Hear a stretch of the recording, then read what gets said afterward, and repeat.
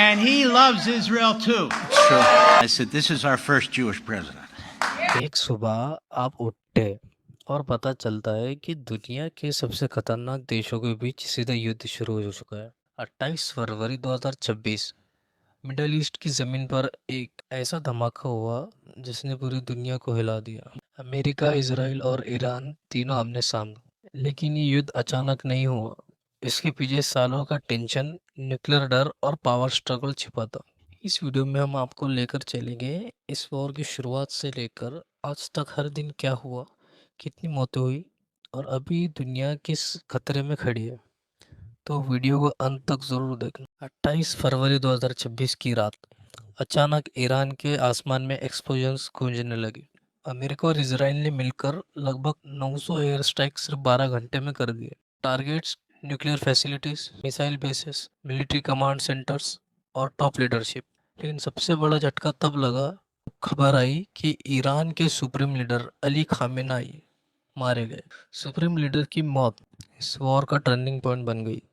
सिर्फ मिलिट्री ही नहीं, एक स्कूल पर भी मिसाइल गिरा, करीब 150 से 170 सिविलियंस की मौत हुई, जिसके अंदर बच्चे, टीचर्स और फैमिली भी थी। सब इस वॉर का पहला शिकार बन गए और यहीं से शुरू हुआ बदले का दौर। हमले के कुछ ही घंटों के अंदर ईरान ने रिटेलिएशन शुरू कर दिया। हंड्रेड्स ऑफ मिसाइल और ड्रोन्स सीधे इसराइल की तरफ दागे गए। 1 मार्च 2026 इसराइल के रेसिडेंशियल एरियाज में एक्सप्लोजन्स होने लगे। कम से कम 9 सिविलियंस की मौत, कई लोग घायल और पैनिक में घर छोड़ने लगे। सायरेन्स लगातार बज रही थी, लेकिन ईरान यही नहीं रुका। US military bases middle east भी टारगेट हुए। साइबर अटैक शुरू हुए। अभी सिर्फ अटैक नहीं था, ये फुल स्केल वॉर बन चुका। कुछ ही दिनों में कॉन्फ्लिक्ट पूरे रीजन में फैल गया। ईरान ने स्ट्रेटेजिक्स किए। Kuwait, Bahrain, UAE, Saudi Arabia की ऑयल फैसिलिटीज पर इसका असर हुआ। पूरी दुनिया में ऑयल सप्लाई डिस्टर्ब हुआ, स्टॉक मार्केट्स गिरने लगे, फ्लाइट्स कैंसिल हुई और सबसे डेंजरस चीज़ साइबर वॉर। अमेरिका और इसराइल ने ईरान के कम्युनिकेशन सिस्टम हैक करने की कोशिश की और ईरान ने भी जवाब में डिजिटल अटैक्स शुरू कर दिए। जैसे जैसे वॉर बढ़ा, सबसे ज़्यादा नुकसान आम लोगों को हुआ। ईरान में 1500 से ज़्यादा सिविलियंस की मौत, 40,000 से भी अधिक बिल्डिंग डैमेज हुई। एक घटना ने पूरी दुनिया को शॉक में कर दिया। स्कूल पर स्ट्राइक, लगभग 175 लोग मारे गए, ज़्यादातर बच्चे। हॉस्पिटल्स भी सेफ नहीं रहे, कई मेडिकल सेंटर्स डैमेज हुए, रेस्क्यू टीम्स भी टारगेट हुई। तेहरान में हालत इतनी ख़राब हो गई कि 1 लाख से ज़्यादा लोग शहर छोड़कर भाग गए। ये सिर्फ नंबर नहीं, ये हज़ारों परिवार की कहानियाँ हैं जो ख़त्म हो गई। इसराइल ने ईरान के सबसे बड़े गैस फील्ड पर हमला किया, जिससे ग्लोबल एनर्जी सप्लाई पर असर पड़ा।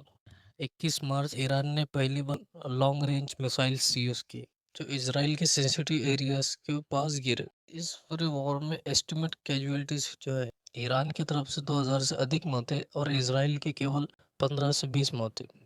इस वॉर का असर सिर्फ मिडल ईस्ट तक नहीं सीमित रहा। स्ट्रेट ऑफ हॉर्मस, जहाँ से पूरी दुनिया का 20% ऑयल सप्लाई होता है, जो कि ईरान के हाथ में इसका एक्सेस है, इसने स्ट्रेट ऑफ हॉर्मस बंद कर दिया, जिससे पूरी दुनिया में क्राइसिस शुरू हो चुकी। ट्रम्प बार बार कहने पीस की बात चल रही है, सीज फायर होने वाला है, लेकिन ईरान ने हर बार ट्रम्प की बात को नकारा। ठीक है, हमारी ऐसी कोई बात नहीं है और हम सीज फायर नहीं करने वाले।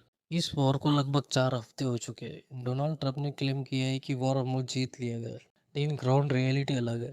ईरान अभी भी रिटेलिएशन कर रहा है, एयर स्ट्राइक जारी है। ये वॉर सिर्फ 3 देशों के बीच नहीं चल रहा है, ये पूरी दुनिया की स्टेबिलिटी, इकोनॉमी और फ्यूचर पीस से जुड़ा है। ये तो रहा इस वॉर के बारे में दोस्तों, लेकिन इस वॉर में एक और एंगल है, रिलीजियस एंगल। अभी रिलीजियस एंगल क्या है, हम आपको नेक्स्ट वीडियो में आपको इस वॉर का रिलीजियस एंगल समझाएंगे। तब तक के लिए गुड बाय।